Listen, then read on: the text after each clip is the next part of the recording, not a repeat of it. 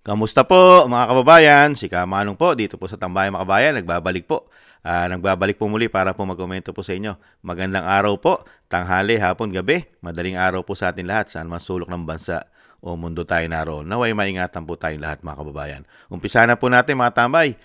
Ito po, meron na po nagsampa ng impeachment complaint po sa Pangulong Marcos mga tambay sa unang pagkakataon dahil sa ginawa nila kay dating Pangulong Duterte. Ito po, pakinggan po natin ang balita kung sino po ang nagsampa ng kauna-unahang impeachment sa Pangulong Marcos. Ito po, pakinggan po natin.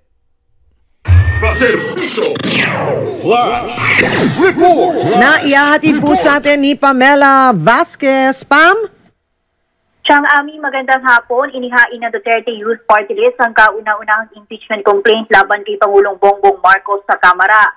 Ibinahagi ni Duterte Youth Party List Chairman Ronald Cardema sa kanyang Facebook page ang dokumento o front page ng naturang complaint kung saan may kaugnayan ito sa pag-aresto kay dating Pangulong Rodrigo Duterte dahil sa kasong Crimes Against Humanity sa International Criminal Court o ICC.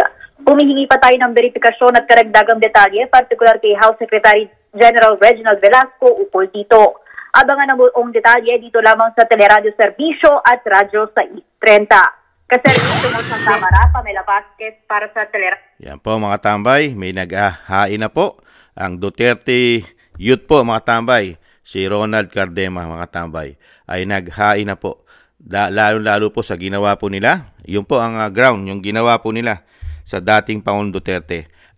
Okay po yun, nararapat po yun mga tambay. Talaga impeachable po yun. Marami po nagsasabi mga eksperto na talagang yung ginawa po ng dating Pangulong Duterte yung ginawa po sa dating Pangulong Duterte ng Pangulong Marcos Jr. Talaga impeachable. Dahil unang-una, hindi nga po nakakuha ng tamang proseso ng batas yan ng due process. Di po ba? Hindi nga po nagdaan yan mismo sa ating mababang hukuman. Hindi nila, saan po yan? Inistay nga lang po nila yan di po ba? Inistay lang nila yan, saan? Sa Villamor Air Base, mga kabayan. Kahit yung mismo na nga nakakaalyado niya ngayon, yung tagapagsalita po mismo nila ngayon, nagsasabi po ng tamang proseso ng batas Yung mismo, yung tagapagsalita niya. Pero hindi po nasunod yun. Yun lang, isang ground na po yun ng impeachable. Dahil nga po, talagang yung pamumulitika na ginawa nila at talagang demolition job ang nasunod. Di po ba? Dahil hindi po nasunod ang proseso ng batas. Kaya tamang-tama po at napakaganda po ng ginawa ng Duterte Youth, mga tambay, na magsampa na po ng impeachment sa Pangulong Marcos Jr. Ito po, painggan po natin yung USEC para po malaman natin na hindi po nasunod ang proseso ng batas sa ating bansa pagdating po kay dating Pangulong Duterte. Painggan po natin si USEC. Siya na po magsasabi. Kasasabi lang niya Okay. Pag DOJ saka implement, issue. Siguro, siyempre, through police. PNP. After that, dadalhin yung na-aresto sa local court. Ano purpose? To prove na na-serve yung valid warrant of arrest. Saan, Attorney Claire, yung local court? Local court sa Pilipinas. Dito sa atin. At after that, saka kukunin. Para dalhin sa dahig. Okay. Pag DOJ saka implement, issue. Siguro, siyempre, through police. PNP. After that, dadalhin yung na-aresto sa local court. Ano purpose? To prove na na-serve yung valid warrant of arrest. Saan, Attorney Claire, yung local court? Local court sa Pilipinas. Dito sa atin. At after that, saka kukunin. Para dalhin sa dahig. Ayan po mga tambay, mismong si mismong si USEC na po nagsabi, si Attorney Claire, ang tamang proseso po ng batas ang masusunod. Aarestuhin, isa-serve yung warrant of arrest, mga tambay, galing sa DOJ o sinasabing sa kung sino man yan, di ba? Tapos, ipipresenta sa lower court, sa hukuman ng Pilipinas. Nangyari po ba yon? Ginawa po ba ng kapulisan yon? Sa court, saka pa lang siya, ang korte magdidesisyon yung mababang hukuman pwede na magdesisyon kung dadalhin sa dahid o ICC ang dating Pangulong Duterte. Nakita po ba ng taong bayan yon? Yung sinasabi ni Yusek? Ginawa po ba yon? Na-implement po ba yon kay dating Pangulong Duterte? Di po ba hindi? Saan po dinala si dating Pangulong Duterte, mga kabayan? Sa Villamor Air Base. Mababang hukuman po ba yon? Korte po ba yon? At ang judge po ba ron ay si General Torre at si General Pajardo? Ang Supreme Court po ba nila na tumatayo ay si PNP Chief General Marbil? Sila po bang tatlo? Mga tambay. Dinala po sa lower court na ang judge po doon ay si General Torre. Ganon po ba? Kaya po hindi na nila nilabas ng Villamor Air Base. At wala na po nakapasok dyan. Pati po ang Vice President, hindi po nila pinapasok dyan. Yung kanyang ama, hindi niya po nakita hanggang sa isinakay na eroplano. Di po ba, mga kabayan? Kaya po, maganda po yan. Bakit ko po nasabi, mga tambay? Naumpisahan na po. Kaya yung sinasabi nga po natin, ang kailangan po natin ngayon, para po umiral ang proseso ng batas at makita ng mga Pilipino, ang batas ay may pangil. Kasi sa panahon po ngayon, ang batas po ay kinakaya-kaya po yata ng nakaupo po ngayon sa bagong Pilipinas. Baliwala po sa kanilang batas. Kayang-kaya po nilang labagin dahil sa tingin nila, sila ay napaka-makapangyarihan. Powerful sila. Kahit batas ay kaya nilang labagin. Di kaya? Di po ba? Kaya po, ang dapat po talagang manaig dito ay ang batas, ang proseso ng batas sa bawat Pilipino. Kasi ano po ang nakita natin, mga katambay? Kung yung dating pangulo na powerful, naglingkod at isa pang piskal, di ba? Abogado, piskal, naging presidente, hindi nakakuha ng due process sa bagong Pilipinas. Hindi nakatikim. Tayo pang mahihirap. Kung yung dating Pangulo na, dahil dito sa binagoongang Pilipinas, hindi nakakuha ng tamang proseso ng batas. Ayon niya na kay Yusek. Kay Yusek Claire Castro pa nagsalita. Ang tamang proseso ng batas. Lalo-lalo kung dadaling ka sa ICC. O kukunin ka ng ICC. Pero sa ginawa nila, tayo ang nagdala sa ICC. Hindi kinuha sa atin. Nakita niyo po yung difference? Ang sinabi ni Atty. Claire, saka kukunin ng ICC. Pero ang nangyari sa dating Pangulong Duterte, mga kapulisan, sila na rin nagdesisyon at ang Pilipinas ang nagdala pa special delivery kay dating Pangulong Duterte. Di po ba? Talagang kailangan po pag-usapan yan at isa pong impeachment, di po ba, ang dapat dyan?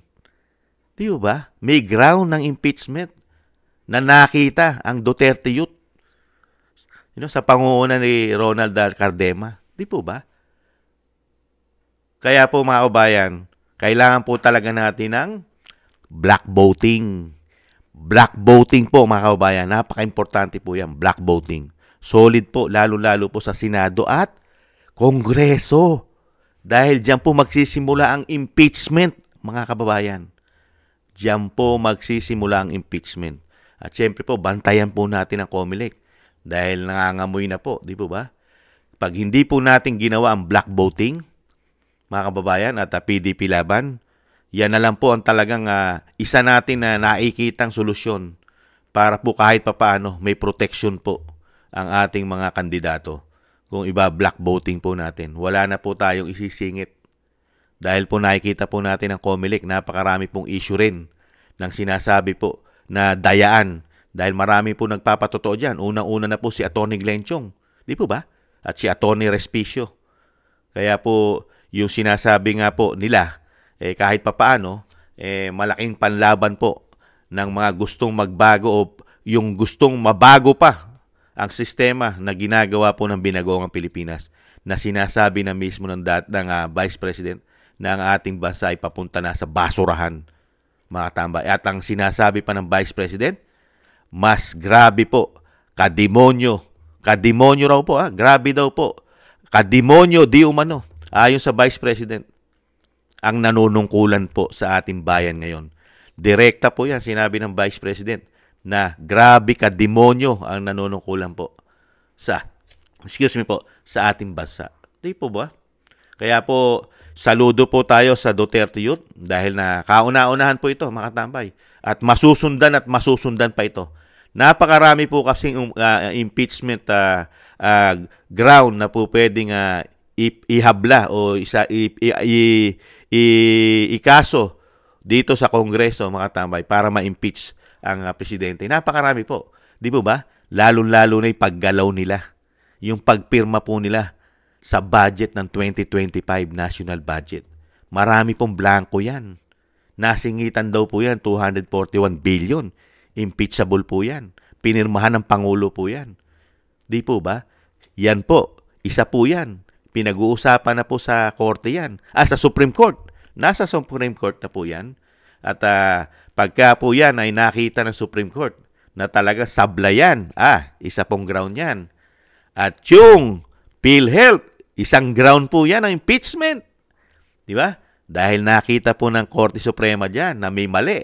Bakit inilipat ang pera ng taong bayan? Ang contribute ni Juan de la Cruz, ang miyembro ng PhilHealth, ay inilipat po nila 89 billion yata, mga katambay. Kung hindi nagkakamali ay inyong lingkod. Pinababalik po yan ng Korte Suprema. Hindi po tama ang ginawa nila riyan. Impeachable po yan, mga kabayan, kung hindi nagkakamali inyong lingkod. At napakarami pang korupsyon. Issue ng korupsyon na po pwedeng ma-impeach ang presidente ng Pilipinas. At ano pa? Isa pa, mga katambay. Isa pang matindi na pwedeng ma-impeach ang Pangulo. Ano po? Yung drugs issue. Pulburon issue.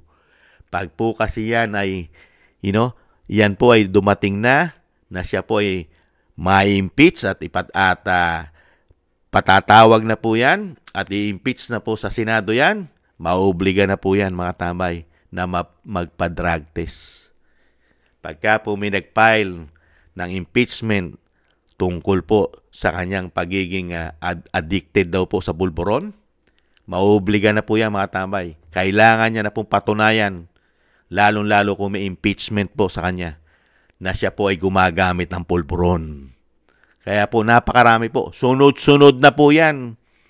Kaya po kailangan po natin makapasok ang black voting, solid, PDP laban, para po mangyari lahat ang mga investigasyon sa Pangulong Marcos at pati po yung pumuputok na napakaraming ginto, money laundering sa Hong Kong at sa Taiwan. Nahandyan po, mga katambay. Putok na putok po yan. 350 tons of gold. At nagkakahalaga raw po ito di umano ng 100 billion dollars. 100 billion dollars. Hindi peso. Mga kababayan, hindi po iimbestigahan sa 19th Congress yan. Malabo po yan. Pagdating po ng PDP laban, mga kababayan, sana makapasok po ang majority, mga kabayan, at nang mapalitan na rin po ang speaker. Napaka-importante po mapalitan ang speaker ng Kamara. Yan po, mga tama. Yan tinatawag na tambaluslos. Kaya napaka-importante po ng ating boto para po sa totoo at tunay na pagbabago sa institusyon ng Kamara at Senado, mga kababayan. At marami po ipinangako dyan at kailangan gawin nila. Lalong-lalo na po na talagang i-open nila ang pondo natin. Hindi sikreto na talaga sa BICAM lang nila ginagawa. Mga kababayan, nakita natin walang mga public hearing at kailangan po ay isa publiko nila lahat ang kanilang pondo. Itong mga congressman na ito. Napaka-importante po yan. Sa habang panahon, napakatagal na panahon, hindi po yan nangyari sa kanilang institusyon. Lagi pong sikreto. By camera lang po. Nagkakatalo na po sila, mga kabayan. Diyan lang nila tinatapos ang kanilang mga pondo. Walang public hearing, mga kababayan. Sikretong sikreto. Kaya nga, di ba? Ano sabi ni dating Pangulong Duterte diyan? Ano sabi niya?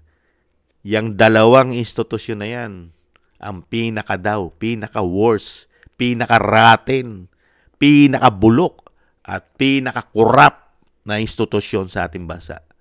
Totoo po ba, mga kababayan, yung sinasabi ni dating Pangulong Duterte? May katotohanan po ba?